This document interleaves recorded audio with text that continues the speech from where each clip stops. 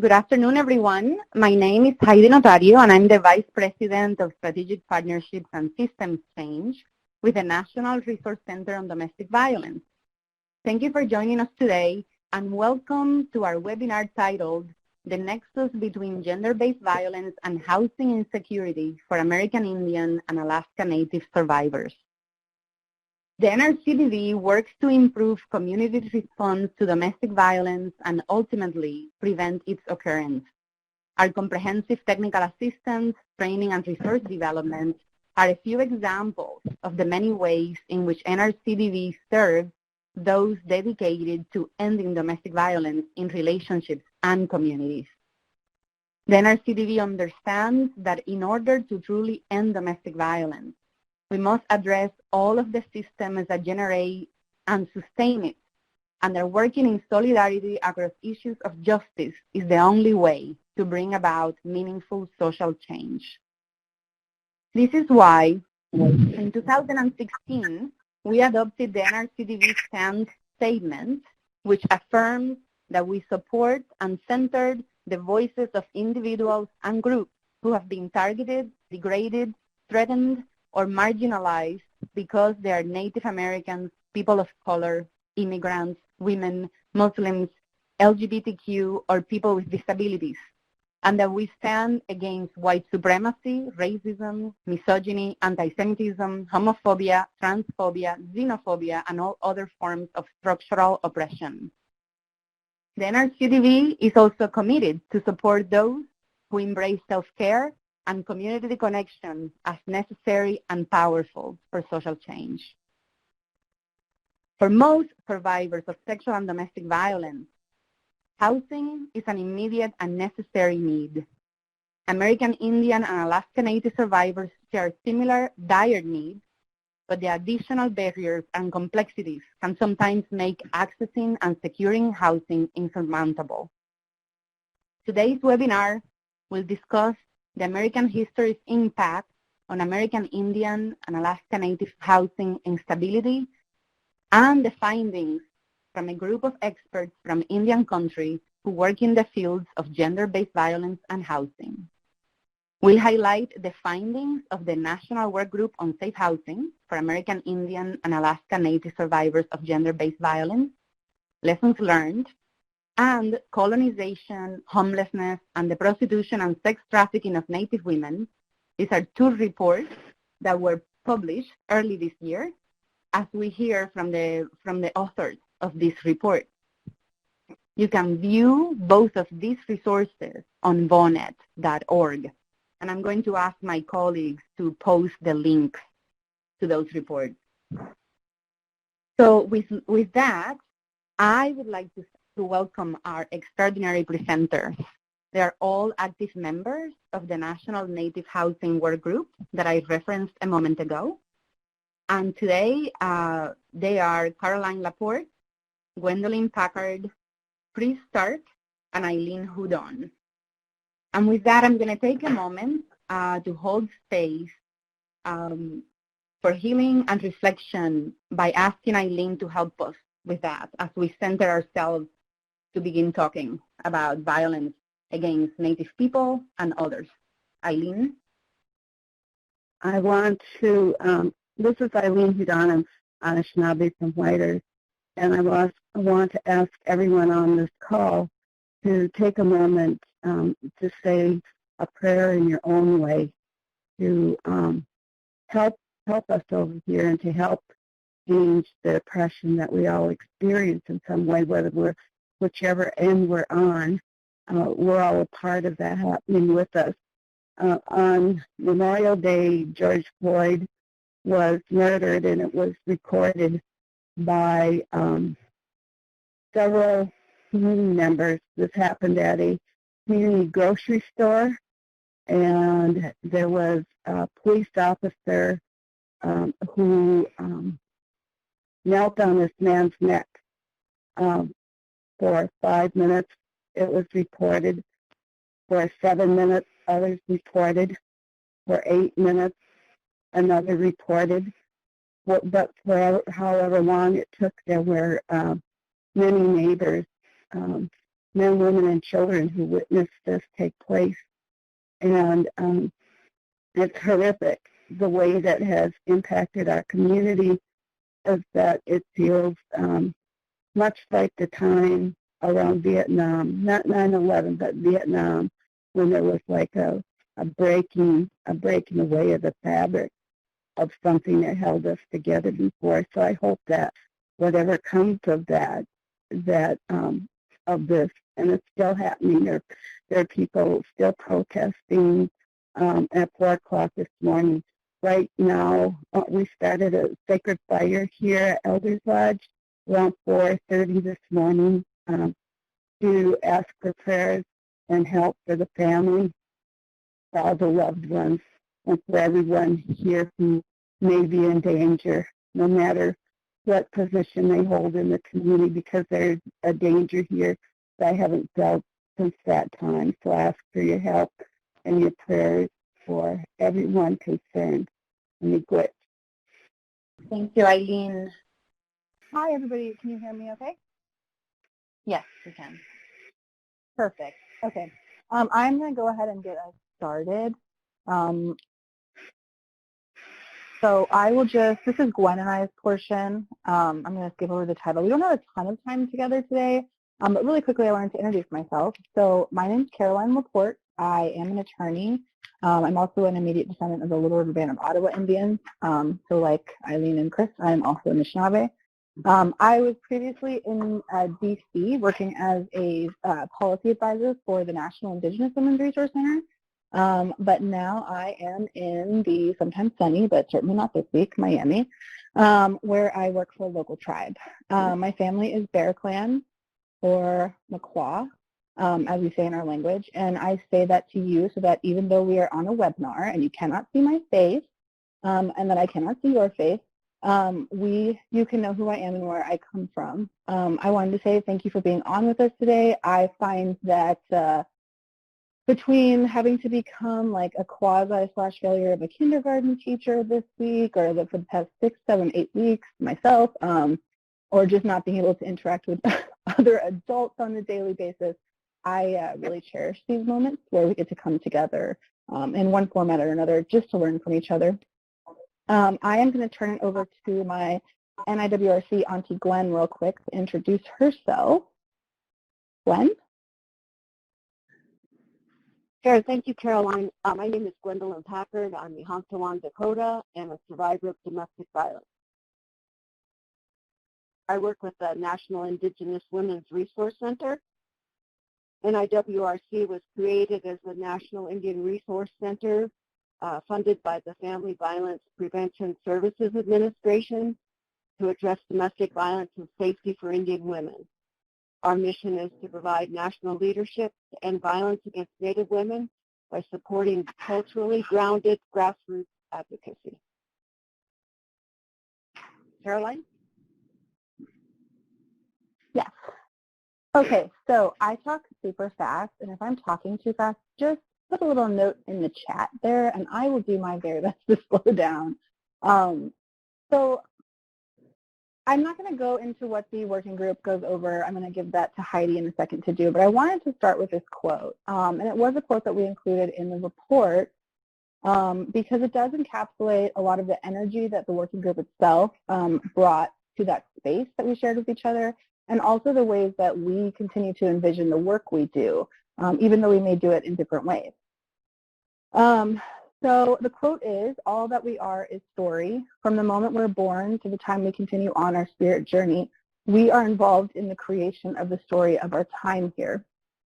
It is what we arrive with. It is all that we leave behind. We are not the things we accumulate. We are not the things we deem important.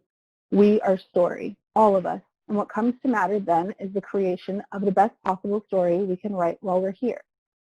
You, me, us, together. When we do that and when we take time to share those stories with each other, we get bigger inside. We see each other, we recognize our kinship, and we change the world one story at a time." That is a quote from a book called Indian Horse. I highly recommend it as a read. It focuses on a particular historical trauma, specifically in Canada for First Nations, but certainly applicable in the United States. with the Indian boarding schools that existed for a very long time here. There's also a movie if you find that you are tired of purchasing books and hoarding them on your nightstand like myself. I'm going to give it to Heidi really quickly to just do an overview of the working group, and then we'll get started into the more substantive parts. Thanks, Caroline. So the working group came together for the first time in June of 2019 and brought together activists, advocates, all from different tribes and nations, and all Native folks that came together. And I believe it was one of the first time that we brought together people that knew a lot about housing and had done very creative work in Indian country, but they didn't necessarily have the gender-based violence lens. And they were also in the room then, all of the advocates and the folks that many of them are, 4 of them are on this call today, that have been doing anti-violence work for many, many years, but perhaps didn't have the opportunity to spend a significant amount of time on housing, with the exception of Caroline, who had done a lot of policy work related to housing. So it was a group that came. We didn't know how many times we were going to meet. And since then, I feel like there is a lot that has come out of that group. The 2 reports that I mentioned are 2 pieces that were generated and published in January. And we want to take the opportunity to really be intentional with how we are disseminating that information. And that's part of the reasons for having this webinar today.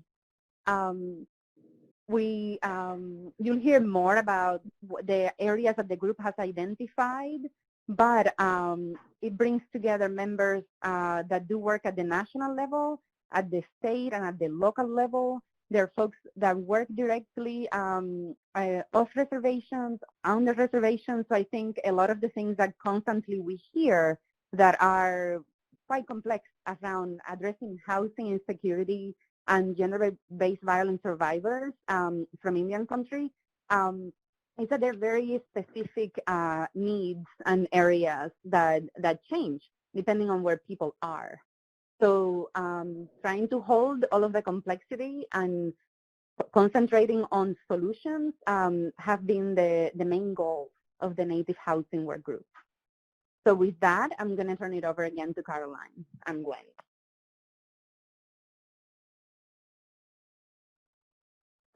Okay, so really quickly, we're going to go through some of the statistical information regarding gender-based violence in Indian country, and also for just generally, right, American Indians and Alaska Natives who don't necessarily live in what the federal government has defined as Indian country, but who maybe live in urban settings or rural settings.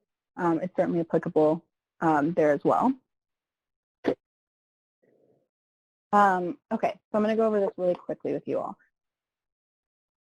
This slide is very important. You all will get a copy of this presentation later, so I just suggest holding on to it if you ever need to use it in any trainings, or if you ever just want to come back to it as a reference point. Many of you are aware of the NIJ study that was released in May of 2016. If not, we can certainly include a link in the chat for you. But these statistics are the result of that study. So for a quick review, over 85% of American Indian and Alaska Native women have experienced violence in their lifetime. Specifically, 56.1% have experienced sexual violence, 55.5% have experienced physical violence by an intimate partner. And while American Indian and Alaska Native women have a greater need for services, it's true that they certainly have far less access. So for those who reported needing access to critical domestic violence services, many of which you all provide or which you are seeking to provide in your communities, 38% of those in this report were unable to access those services at all. And when I look at these numbers, I don't just see the statistics. I, like many of my other co-presenters and other individuals that do this work on a daily basis, we see the lived experiences of our friends, of our family, of our work colleagues, and honestly of ourselves. But I also see more than just disparate or disproportionate impact. We see individual violence. We see impunity for non-Indians in these statistics. We see structural violence, certainly state violence, colonization, and genocide. The convening conversations were really a reflection of what this data meant. And at the core of what we were doing when we came together, when we looked at these statistics, and just again, we do this work, so it's certainly anecdotally known to us, we asked essential questions about really what were we doing, how could we be good relatives to one another, to our non-human kinship, and to the land. Because when we look at these numbers with gender-based violence, and when we think about housing insecurity in Indian country and in other locations where American Indians and Alaska Natives live, if that stability is ever going to be fully realized, we have to ask and answer really important questions about what it means to have a duty to each other and about what it means to do good work and to do good people. So if we all start from the framework that we deserve safety, that we all deserve a place to belong, that we all deserve community, then we can start to move forward. And if we believe that housing and shelter are a basic human right, as are freedom from violence, just as they are basic human needs, then we can start to see the outlines of what it is that we have to do to change about our existing framework, how we've set about doing this work in the past, and really how to undo some of the statistical information.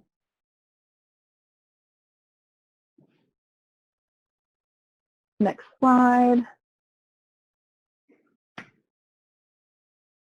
So what the convening showed us, if anything, was that we really needed time, and hopefully we can continue to have ongoing meetings that more people can be pulled into, that we need time to get our arms around these issues, because the actualization of housing stability is going to require a major shift in how we've approached this issue historically. And this is certainly represented with these intersectional issues here, or what we identify as ongoing barriers to safety for American Indian and Alaska Native women.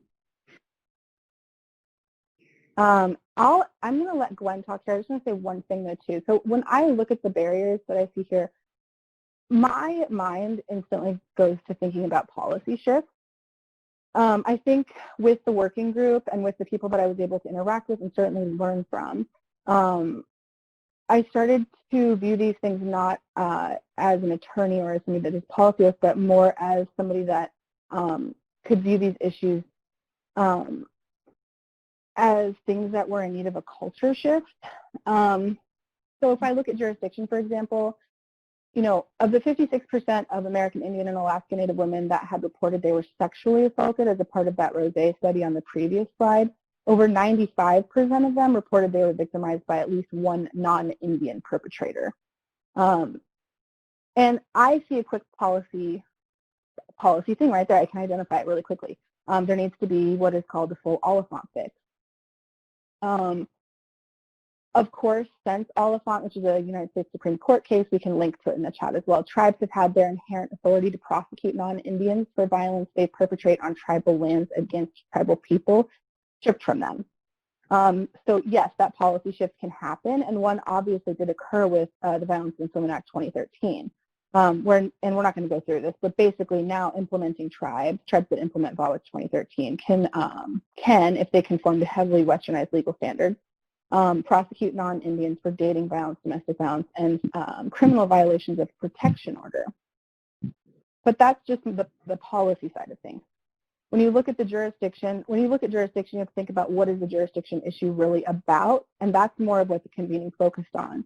We're looking at these barriers through more of a mindset shift that's needed or a culture shift that's needed. So when I think about jurisdiction in that context, I think it's more about racism. And I don't think that we can avoid having that conversation, and we certainly didn't shy away from that issue within the working group itself. And you could go through each one of these things and put it through that lens, and I think it would be very easy for all of you to do because you do all this work every day. There's a question from, I believe it's Kieran in the chat, what are the main reasons for gender-based violence in Native communities? I personally would say colonization and genocide were the root causes. There are certainly intersectional issues up here that compound that historical basis for what happens, but to me, that would be what it is. Gwen, do you want to add anything to this slide? No, I'll just go when it's my turn. Okay, so the last thing I'll say, and then I'm going to turn it over to Gwen, is that, and this is from the report, but the housing crisis in Indian country really needs to be viewed first as a historical injustice, and that was definitely the framework that the working group approached it from. So that historical injustice is one that has been utilized as a tool in the ongoing genocide of indigenous populations, not in the United States, in the United States, yes, but obviously elsewhere as well, all throughout the world. The housing crisis and the high rates of violence, lack of adequate resources, and the response to that violence in Indian country or in other communities, whether that is through traditional justice responses or through criminal justice responses that are lacking, that can't be viewed as a randomized or even consequential occurrence.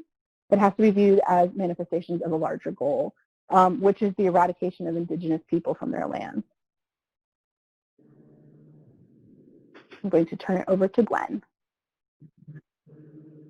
Okay. Thank you, Caroline. I think the other one, too, was we talked about was the human right, that housing is a human right. Thank you, everyone, for joining us. Why do women stay as advocates and survivors? Don't you get tired of hearing that? I was appalled when I first heard it over 30 years ago, and I'm appalled that people continue to ask that question. Not only is leaving one of the most dangerous times for a survivor, for far too many survivors, there's often no place to go. Survivors are at the greatest risk of homicide when they are attempting to leave or have left a relationship. And for survivors leaving a violent home, what are their choices? Staying with a relative or friend, going to a DV shelter, staying at a homeless shelter, living in a vehicle or on the streets. We all know these issues all come with a lot of, there are a lot of issues associated with all of these options. For advocates, securing housing is a critical element in safety planning, and the need for safe and affordable housing is one of the most pressing concerns for American Indian and Alaska Native survivors of domestic violence. Domestic violence is the leading cause of homelessness for women and children. Housing is a basic human right, yet for some groups or individuals, they face many challenges, some almost insurmountable in exercising their right to safe, affordable, and adequate housing. And this certainly holds true for many Indigenous people, tribal nations, and victim survivors of domestic violence and their children.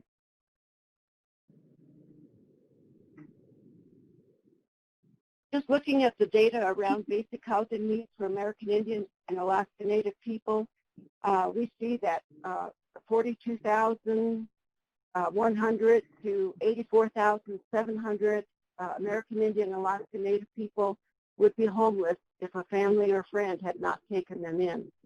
This represents 4.7% of our population. We see that 1 in 200 American Indian, Alaska Native people are homeless, compared to 1 in 1,000 U.S. overall population. 17% of American Indian and Alaska Native households include doubled-up members. Sometimes this is several generations, and we see that. 19% of American Indian, Alaska Native doubled-up households would ask relatives to leave if they could. And we also see that 80% of people living doubled up would prefer to leave if they could.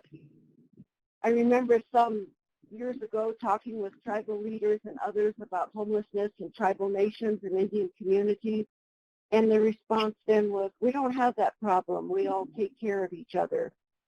And I think we see that sentiment reflected in this data. It's important to note that the face of housing in tribal communities is as diverse as the community served. We know that staying with relatives is not always ideal. There can be intense overcrowding. With regard to domestic violence shelters, there are access and availability issues, along with rules and hoops that can be hard to abide by or to jump through. Safety is a huge issue in homeless shelters, and they do not offer any type of supportive services that survivors need. And the impact on children is enormous in all of these situations. It is evident and tragic that affordable housing and homeless services are insufficient to meet the needs of survivors. Many factors contribute to homelessness in Indian country: poverty, racism, and of course domestic violence. Indian people face high rates of unemployment and economic hardship. And tribal nations face extreme housing shortages, lack of infrastructure and economic opportunities, workforce issues, trauma on a multitude of levels, and limited resources and access to services.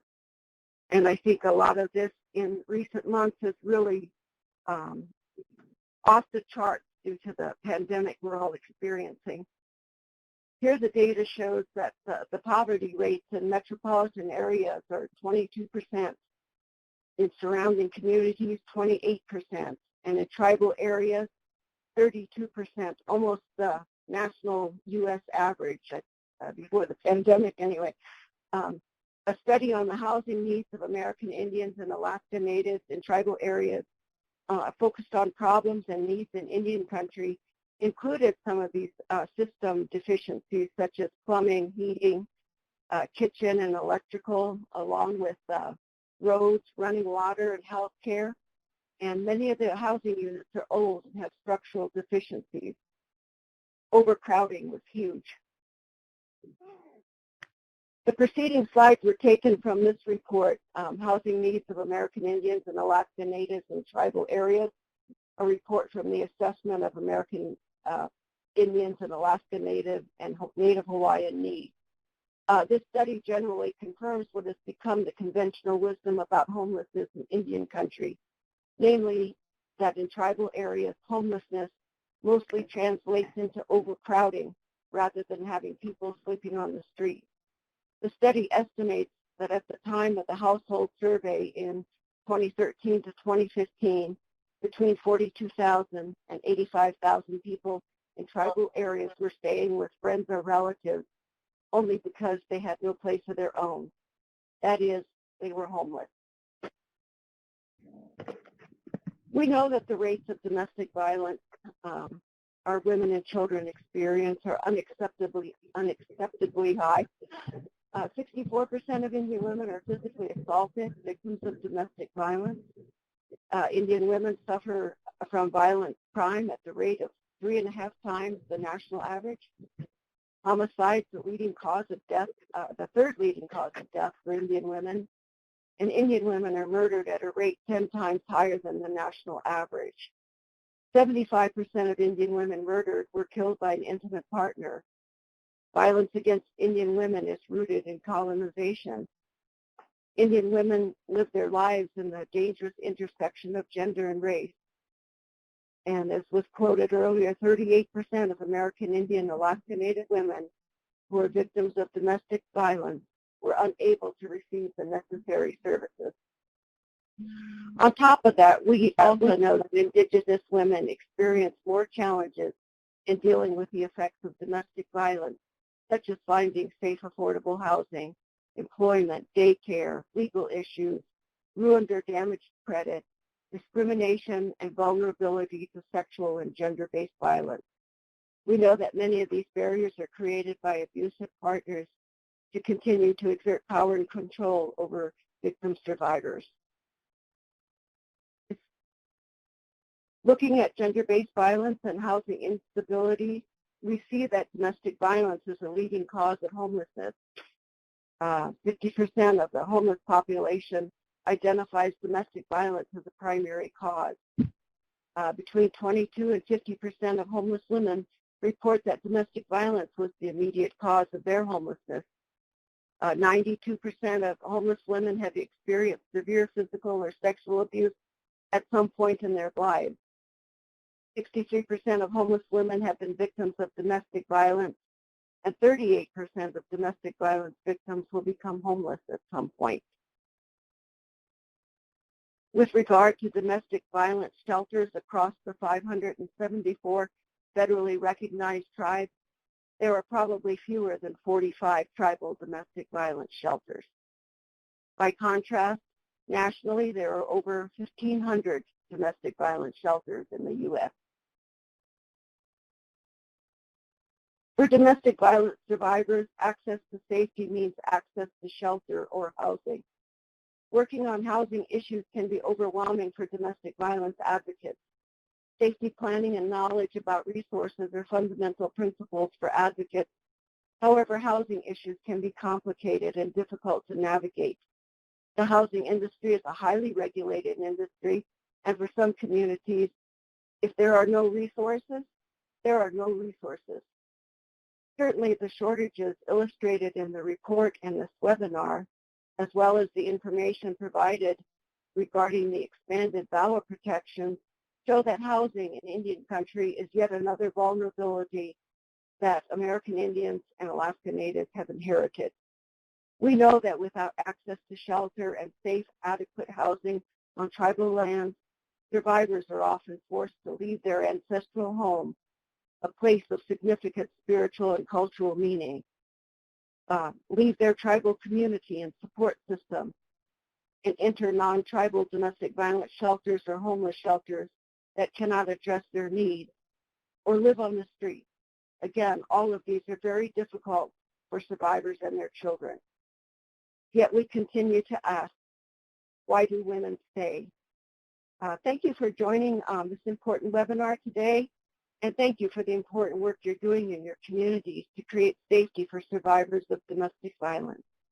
Now I will turn this over to Eileen and Chris. Oh, no, it's back to Caroline. Sorry, it's back to Caroline. I'm sorry. Sorry, guys. I'm back. Okay, just Yeah, kidding. sorry. So framing. Okay, so when we started the working group, whenever, I think anybody that engages in this work knows the importance of framing. Whether or not you're talking with funders or you're talking with policymakers on the Hill or you're working with your own government, your own local tribal government, framing is just critically important. So this is a framing that we primarily focus on for the report. And again, I think you all have a link to that in the materials, but we can post it in the chat again. So I'm just going to go through these quickly, though I will attempt to speak slowly.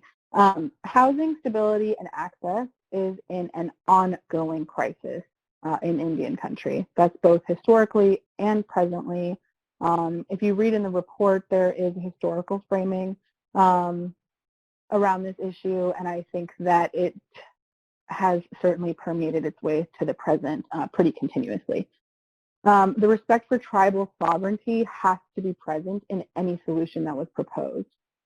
We, just like many of the other individuals on this webinar who work in Indian country or in urban settings or in other rural settings where AIA and people live, sovereignty is a framework that's put out in the front, and it is certainly infused into every framework that we apply. The application of the trust responsibility to housing in Indian country funding. I don't have a lot of time to go through what the trust responsibility is. I think that one way to quickly sum it up is that rather than American Indians and Alaska Natives being viewed as a racial subcategory in the United States, we're viewed as citizens of distinct political sovereigns. As Gwen mentioned, there are 574 federally recognized tribes in the United States, and there's over 60 state recognized tribes. That, and I think the way that the trust responsibility is best summed up is that, through the treaty-making process that the United States government engaged in early on, sort of as part of its nation-making process, that it promised certain things to the Indian tribes that are within the United States. And it took on a role as that of a trustee. And so we have to think about it in that way. The federal government actually owes American Indians, Alaska Natives, and tribes a fiduciary duty and a legal obligation that is steeped in the highest law of the land, mostly in treaty, but also just through the congressional plenary power that's been established.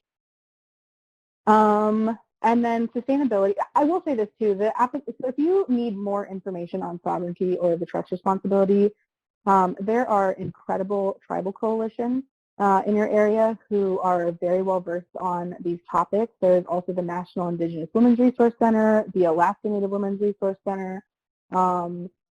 Again, I'll revert back to using the coalitions, the tribal coalitions, and then also the National Congress of American Indians is another really great resource for that information. Sustainability was another piece of the framing that came into play. So when we think about the housing spectrum, right, the typical things that we think are available, that was one of the questions that we had to focus on. What's really available to survivors in Indian country now, or in urban communities or in rural settings, and how do we sustain that housing or that new housing going forward? So those were some of the main things that we focused on when the report was drafted. We focused on these key pieces again. So prevention, we focus on housing as prevention work, prevention from violence, all sorts of other barriers that are experienced by American Indians and Alaska Natives. Focusing on state action and state violence, again, that was very prevalent throughout the entire conversation, multiple conversations that were had. The focus on duty and due diligence, focus on self-determination, focus on sovereignty. There was a strong emphasis on cultural and political considerations. The focus on state accountability and state responsibility for preventing individual acts of violence, which many of you know on this phone call, is in opposition really to how United States law has developed, where states are not really responsible for individual acts of violence, and that's the Supreme Court law. And then strong emphasis on the rights of Indigenous peoples, maintaining, sustaining, and fostering Indigenous ways of living and knowing, and really centering that as valid. And I think that, it seems like a lower bar, but that's really what we have to ask for in the beginning. So key concepts.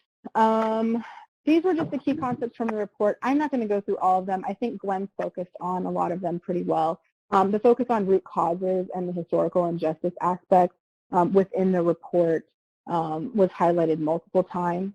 And then just the importance of place, our relationship to the land as a living being, as something that we owe a duty to, a kinship towards, and what that might look like in terms of how we recenter our values going forward in this work. And then these were the themes. I drew this turtle, so it's embarrassing, but it was an attempt. But the themes were presented here. And if you go through the report, they are outlined more substantially, obviously. I'm going to go through a few. Sovereignty I already touched on, but I do want to say this, that tribal sovereignty is really the inherent authority of our nations to govern themselves. It's our inherent right of self-rule, and I think that's important because I think so many times it's just taken from us, and that creates problems that result in ongoing violence in our community. This authority, the sovereign authority of tribes, is both pre-constitutional and extra-constitutional, and just for educational purposes, that just means that while the United States' own Constitution does memorialize tribal sovereignty, it doesn't create it. It's well settled that the source of an Indian tribe's power is the tribe's people. I'm getting a little bit of echo. Okay, I've been told that I don't have very much time left, so I'm going to go through this a little quicker. Culture was another important theme that I'm going to touch on really quickly. There was a group that came to one of the to our working group sessions called Thunder Valley, and what they created was something called an ecosystem of opportunity, which is also highlighted in the report, and we really just uplift it as one way in which people are doing the work and doing it well. But their approach centered on their language, their culture, and their spirituality.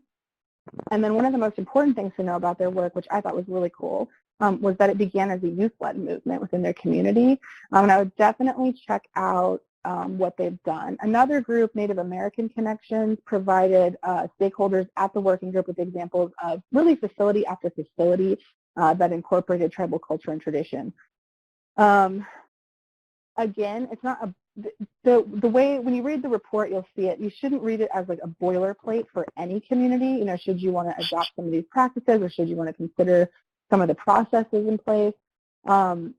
the concept of these groups and what they're doing with their work is intensely personal. Some of it is based on starting from a prayer. A lot of it, again, was based on the youth movement. And then, some of the facilities are using things like sweat lodges, incorporating weaving and shawl making into programs. Just like Gwen pointed out, we're not pan-Indigenous, so it's not, those things aren't going to work for every tribal survivor. Our ancestral connection was another big thematic piece that emerged, and our relationship to land, I think, to me, was one of the bigger pieces. I want to say that the concern for the land from an environmental perspective was a key value for the group. I think for us that indicated that housing solutions for survivors needed to encompass a model that was tethered to our traditional ways of care for the earth. But more than that, I really focused on the actual relationship that American Indians and Alaska Native people have to the land as a living thing, and that we have to continue to center that work. When we think about addressing gender-based violence, we think about use of traditional medicine, revitalization and use of our languages, how that sustains us, and those main pieces. If I had a little bit more time, I could go into some more of that, but I am going to skip to the policy recommendations. Actually, I'll go through this too. The core questions that emerged. So these were the questions that we sort of, I don't want to say struggled with as a working group, but they were definitely one of those things that we kept sort of always in the center and the forefront of our brains. One of them was, how do you address the tension between the Western concept of home ownership and economic stability and the Indigenous understandings and teachings around land, earth, and our responsibility to her? And then another, and I'll just highlight this one, when we do address those who commit violence, who are often victims themselves, and by the way, who are very much a part of our communities, right? How do we maintain that every individual has value, and how do we create access to healing while still maintaining accountability for those who do happen to commit violent acts? So this list you can review on your own, or certainly you can see it in the report with a little bit more explanation. Let's see. These were some of the core conversations that emerged. And then we've highlighted some of the innovations that were presented. And I'm just going to go through these quick because we're running way out of time. This slide, though, I think is a good example of how creative groups are being and layering funding. And I think one of the big benefits of bringing the working group together, where we had housing advocates who don't necessarily view their work, right, from a gender-based violence lens, but are certainly actually doing that work, or gender-based violence advocates who work in the field but don't necessarily think about housing as sort of being like their main priority issue that they focus on. This is a good example of how the working group kind of came together to support. I mean, I think that for those of us who focus our work primarily on the GBV side, seeing how the housing advocates were able to layer funding and creatively use funding was one of the bigger benefits of the working group. So the policy recommendations, I'm just going to say this as a disclaimer, and then I'm going to be done talking. Most of these policy recommendations focus on addressing the barrier issues that we identified, and specifically barrier issues from housing from a policy fix lens. And I think that work is important, and I think that it's certainly something that has to be ongoing and maybe concurrent with what I'm about to say. But I just want to point out that I don't believe that legislative fixes, right, are going to be the end all of what we do here. And I want to say that because I think that the policy recommendations that we came up with in the time that we came up with them, I think that they are solid recommendations, but I think that we still have to, how do I word this? I think we have to continue to recenter our work on acquiring a form of governance with each other that's relational, right, and not necessarily a government that's regulatory or that we typically engage with. And I think some of these recommendations lean more towards the latter than the former. But one of the recommendations, obviously, is to create a tribal housing consortium, a group for culturally relevant TA and technical service providers, really similar to what has already been done in the mainstream space. Fund listening sessions with survivors, where survivors are compensated for their time. I mean, so many times we ask people to come to the table to share their life experiences, and then We don't show a reciprocal value for that. Fund a youth component to the Tribal Housing Consortium. Again, youth were one of the themes that emerged for us, so that was something that came up repeatedly. We discussed changing the definition of chronic homelessness to make permanent supportive housing more available to survivors of gender-based violence.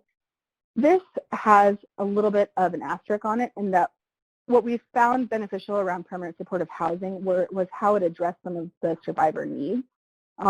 There would need to be more time to figure out how to make permanent supportive housing work and if it could work, but really also was about accessing funding where a survivor could have all the time they might need in public housing or in another type of housing unit. Working with the National American Indian Housing Council to draft a resolution in support of changes, supporting training and technical assistance to better understand how to leverage housing funds. I'm going to skip some of these. You all can read them in the report. Supporting DV bonus funding for housing survivors in tribal communities would be huge, would make a very big impact. Fully fund the Indian housing block grants, at least to the levels that are recommended in the ONAP report. And I'm out of time, so the last thing I'm going to focus on is this one, a permanent tribal set-aside out of the CVF that is equal to or greater than 5% of the cap that's established by Congress each year. If you have any questions, I am more than happy to make my cell phone available to all of you. I am way over my time, so I just wanted to say thank you again for joining us.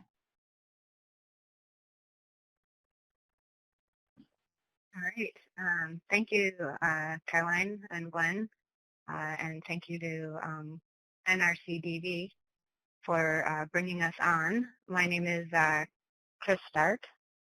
I'm an Anishinaabe and Cherokee. I've been involved in a few research projects, including Garden of Truth, the prostitution and trafficking of Native women in Minnesota with Eileen. We're co-presenting. And I've been doing work against violence against women and children, particularly Indigenous Native women and children, for about 30 years now. You want to? Good afternoon. My name is Eileen Hudon.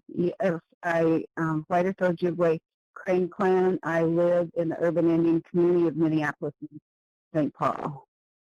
And I work with a group called Ogitchidkawe Council, founded by Native grandmothers to address the silence in their community around sexual violence. And we've been in existence for 9 years. Go ahead, Chris. All right. So I'm just going to go through a little bit of the historical sex trafficking of Native women. This is obviously very brief. If anyone wants to read more, I posted the article Strategies to Restore Justice for Sex Trafficked Native Women, and that goes into more depth regarding the historical piece.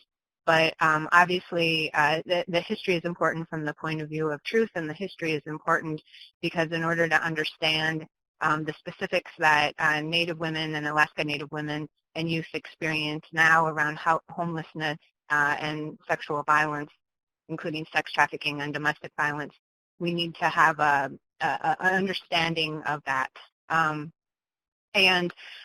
What happened here as the African continent was being colonized and overtaken, and then as Columbus was in the process of discovering, quote unquote, he didn't discover, he tripped across the populated continent that we are on right now. There was a papal bull, and so this is rooted in Christianity. These ideas are rooted in Christian ideas and Christian history and how Christianity viewed, at least at that time. I think things have changed to some degree. And they have evolved out of something called the papal bulls. And what that did is it was released by Pope Alexander. And it said that only Christian rulers could legitimately claim land ownership. And then it also further condoned centuries of the attempted genocide of Indigenous people, which included the enslavement of 2.5 to 5 million Indigenous people. And so as we're thinking about the organization and the reasons for the high the high rates of sex trafficking and prostitution of Native people, we need to think about it being rooted in and it being central to colonization. As we saw with Columbus, one of the first things that they began doing was to enslave the indigenous people in Central America or the Caribbean, and then to transport them, and then it had the sexual assault component, the rape component of that. And so the historian Andres Resendez states that European enslavement of Indians constitutes an obvious antecedent to the sex traffic that occurs today. And therefore, Columbus and his men were the first known sex traffickers of the Americas, quote unquote, the Americas. And so as we move through time a little bit, there was a profound amount of social, political, and cultural instability throughout the colonial era, the American Revolution. You can find quotations of George Washington telling his men to wipe out the entire Native community and then, quote unquote, saving some of the indigenous women and then having his men rape them and then murdering them afterwards. And so we see the kinds of things that are being done to Native women and youth now, really a mirror in many ways to the ways that we were treated when this country was, quote unquote, founded, United States. So brothels were prevalent throughout the colonial era. Again, this is nothing new, and that's important for people to understand. Sorry about my dog. To understand that this is deeply rooted in the infrastructure, in the institutions of the United States of America, and Canada also being very similar in their treatment of First Nation women and youth in sex trafficking, prostitution, and land theft, and so forth. So the historical sex trafficking of Native women in the boarding schools and obviously children in the boarding schools, the U.S. and Canadian governments created these boarding schools to assimilate Indigenous children and tribes, or at least that was one of the reasons. The children were sometimes forced, coerced, recruited, stolen from their homes. Sometimes police kidnapped them. The schools were unsanitary. They didn't provide qualified teachers. They forced Christianity. Probably many of you have heard how, the hair was cut, and language being central to the punishment that was happening to the children at these schools, that if they were speaking their people's languages, violence would occur to them in some way, shape, or form. And so one of the things with the boarding schools is that we see some of the first instances of what we now call labor and sex trafficking occurring to Indigenous children in these boarding schools.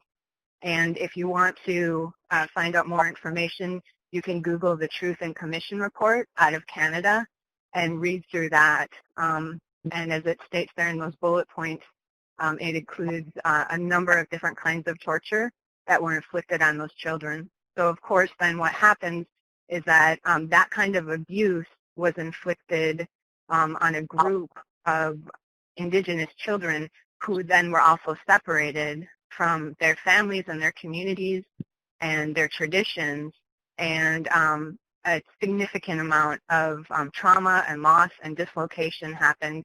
We know that sometimes when people are abused, they may pass that abuse along to other generations or other people. But even if they're not, overtly abusing people, when you have been abused like that, you have to guard your spirit, and you have to shut parts of your spirit off and disconnect from it. And then that makes it very difficult to connect with other people, including then, of course, the next generation. And so these kinds of traumas are passed down explicitly and implicitly through the generations. And then as that last point there says, there were actual pedophile and sex trafficking rings being run by prominent community members using Native children in the boarding schools in those ways. And so I'll just pass it over to Eileen here to talk about historical homelessness of Native people. So we see here, and many of us on this call know that history of colonization and how it has impacted our communities in distinct ways. However, it happened all across the United States and Canada. So what we see today is what is called chronic homelessness. What does that mean? Have we ever had a home? Since the time of colonization. But when I think about the relocation era, which many of us are part of, that we were moved what became our homes during reservation times and moved into urban areas, so that now, at least here in the Minneapolis-St. Paul area, 80% of Native people live off the reservation in Minnesota. And I know that nationally that statistic was 70% a few years ago, and I'm not sure of exactly what that means for each tribal community around the country.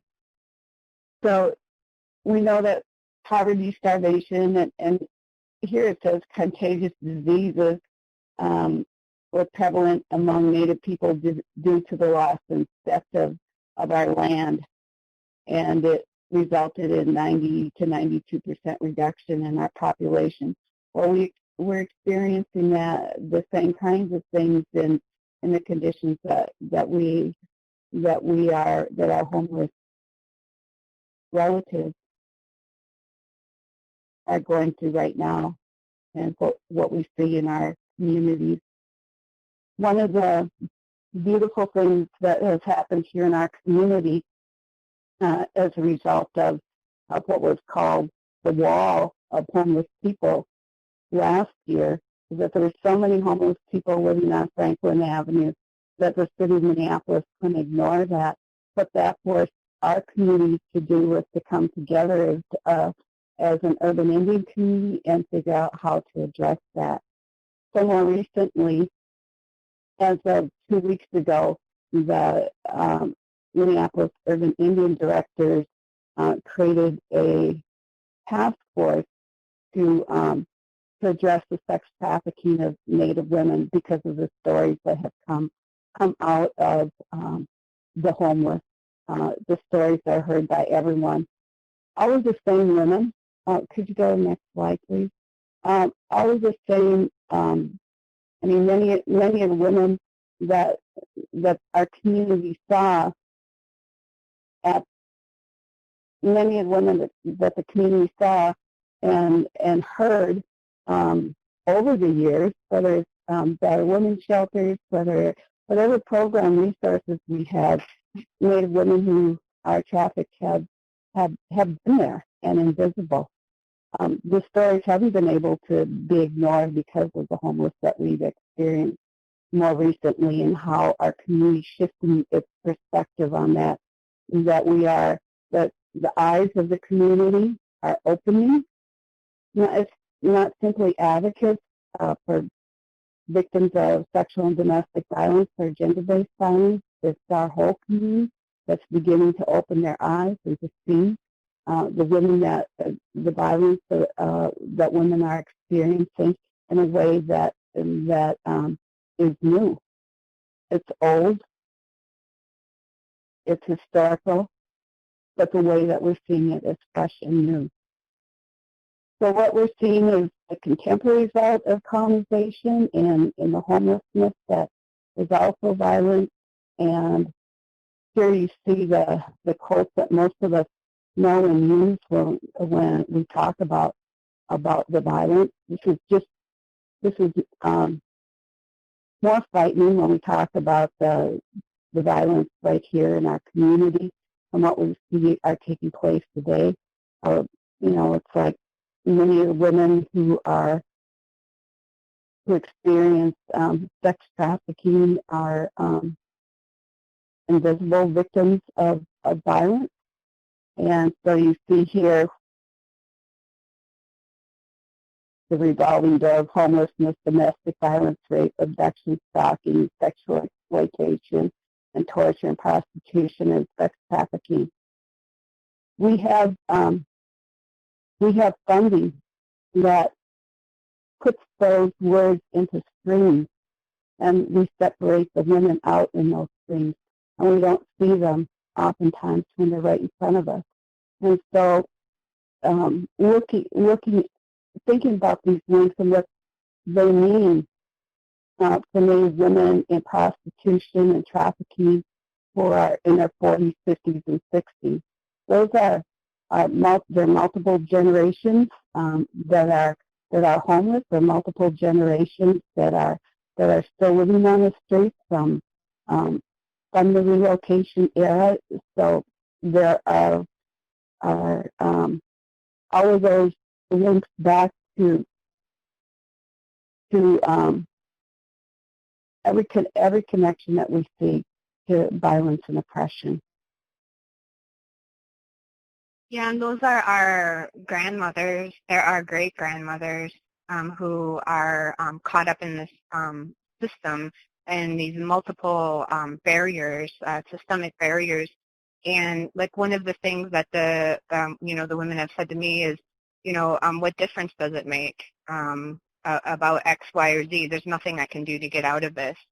And so it is just another added heartbreak to have someone with 13 or 13 grandchildren, being raped with a knife for hours on end, and then reporting it to the police, which is, of course, a very unusual thing for a Native woman to do, and then having the police ignore it, just not even do anything with the rape kit or anything like that.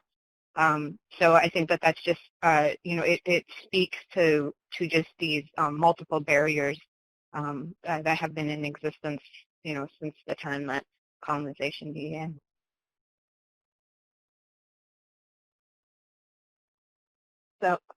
So one of the things we talk about then, and also other Canadian First Nation women's groups talk about, is that prostitution, now there's a split between prostitution and sex trafficking, a so-called split between them. And one of the things that, we talk about is that because someone is engaging in prostitution because they don't have a pimp, does not mean that that is some kind of empowered sex worker type choice, and that they're there and they're happy to be doing it. We look at that as another example of multiple systemic oppressions. And when you look at the research shows that the vast majority of women who would be considered in prostitution under federal definition were first taken into the industry through a pimp or multiple pimps via sex trafficking. And then they have experienced even more violence and more isolation, and they don't have a way to do what they would like to do with their lives, which is not be in prostitution and not being used and sexually exploited. And one of the pushbacks on this idea of sex work as something revolutionary is to look at the police ledgers. I looked at the Duluth, Minnesota police ledgers, and in the late 1800s, you would see the name of the woman that they arrested, and then you would see that it would say Indian, and then it would say occupation for. So again, going back and grounding how we're analyzing and how we're viewing and how we're talking about what Native women and other women and youth are experiencing, grounding it in this ongoing social and political attitudes that Native women in particular are exist to be sexually used. I just want to say that that one of the can we go to the recommendations because we're short on time, or do you want to continue on with this part of it? Sure. Yeah, and the Garden of Truth is available online. Okay. You want me to go to recommendations? There you go. Okay. Yes. So when we talked about permanent supportive housing in the working group and in the recommendations, it's that someone needs the help and the support and the care just to any housing to even begin the restfulness that they'll need to overcome the trauma that's been experienced. So many of the women that whose situations have been troubling have been those who have gotten housing, then lost housing, and usually that's been connected to trauma and using or abusing drugs and alcohol. And then the rules that are often connected to the housing, if there's a housing program, is that if you use drugs or alcohol, you're going to be evicted. And so what people need is time and support. And some people are able to go through treatment, be in outpatient treatment, and get the support and help there. Others are unable to do it in a restrictive way, but more of an open doorway. So that is more what was talked about in unrestricted housing, humanizing how that housing is available to the survivors.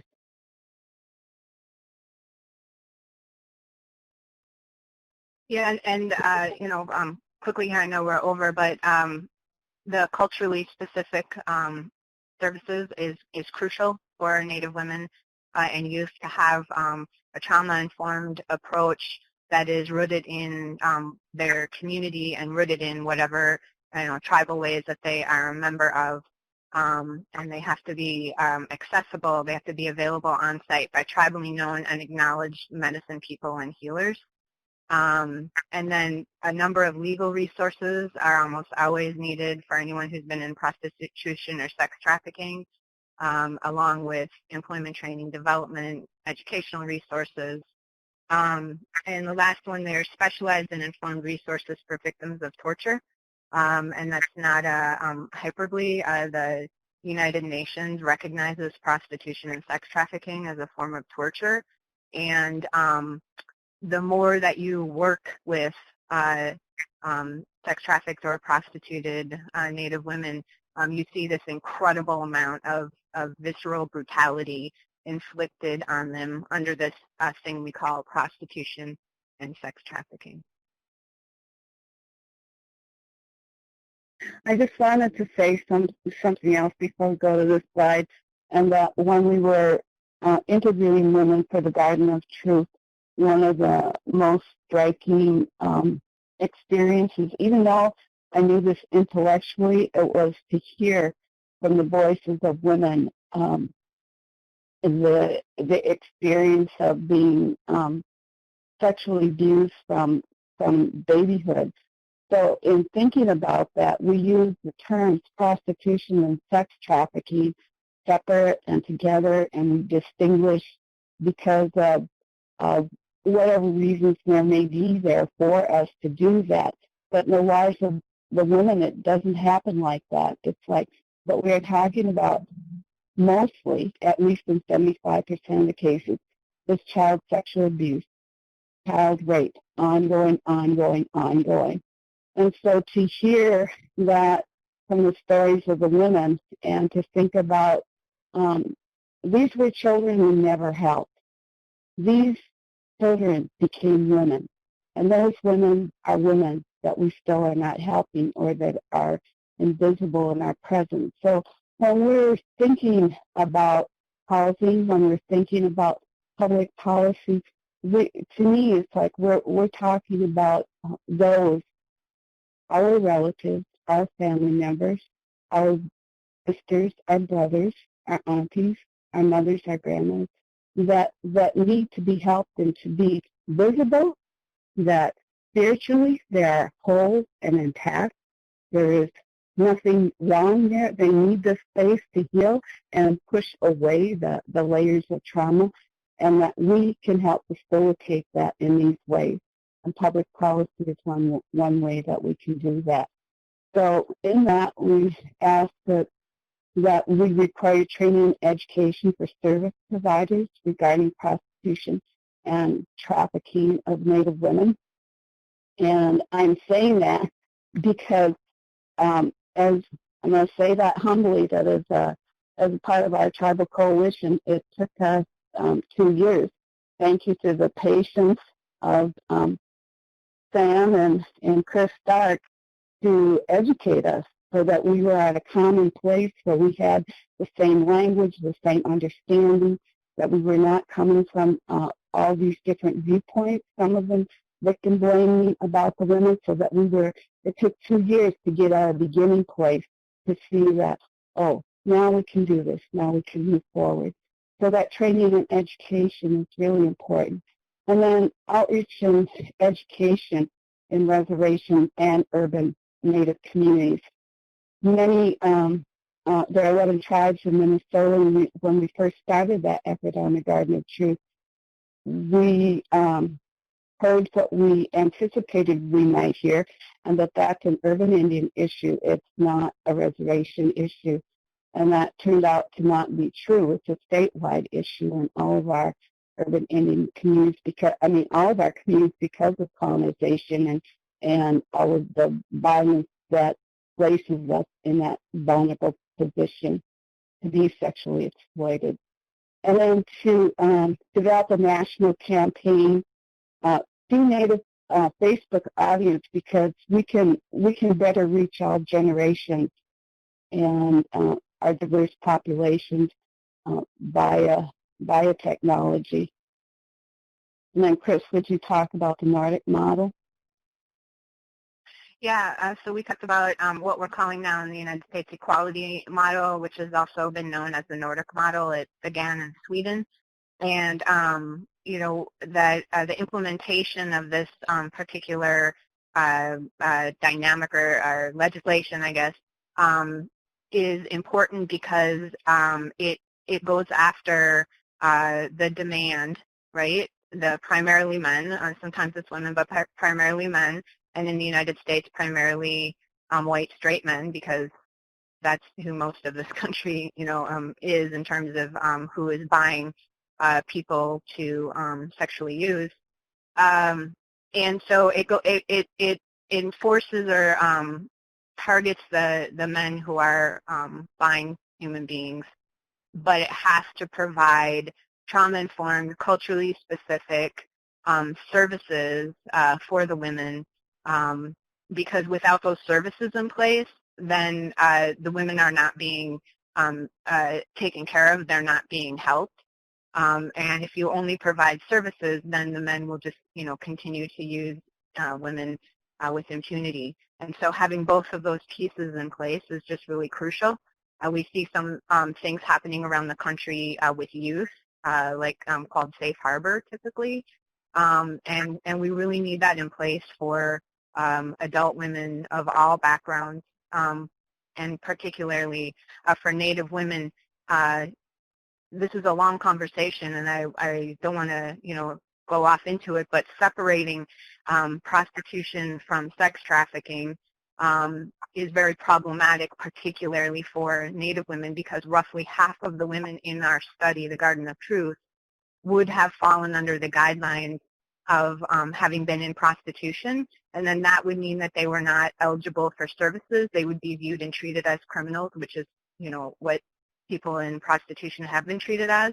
And so just really push back on that and really give it some thought and investigation, because it's very important that we are not further dividing women in the sex industry along those lines and saying some of you deserve services and deserve to be viewed as exploited or as victims, while others don't. So also, we're calling for more research. We have very, very, very limited research in the American Indian community in general. We're considered statistically insignificant, and so we really need to push back at that, and we need to gather more research, because like with the Garden of Truth, what we did was, we created this environment where the women can be at the table. Their voices can be heard. They can be brought forward and honored and learned from and respected. And so it's important to, along with direct services, gather more research. Thank you all so much for such an excellent presentation. As it became clear early on, we were packing a lot of information in one webinar. So some of you already identified on the chat the need to have a follow-up to this conversation, and I'm making the commitment right now to make sure that we make that happen. In closing, I would say that the work of the Native Housing Work Group is a very intentional partnership among the National Resource Center on Domestic Violence, the National Indigenous Women's Resource Center, and the Alaska Native Women Resource Center, as well as all of the members of our Native Housing Work Group, many of you present today, not only presenting, but also among the participants of this webinar. I would invite you all to stay tuned for upcoming work that's coming out of this group, particularly addressing some key recommendations that were referenced throughout this presentation.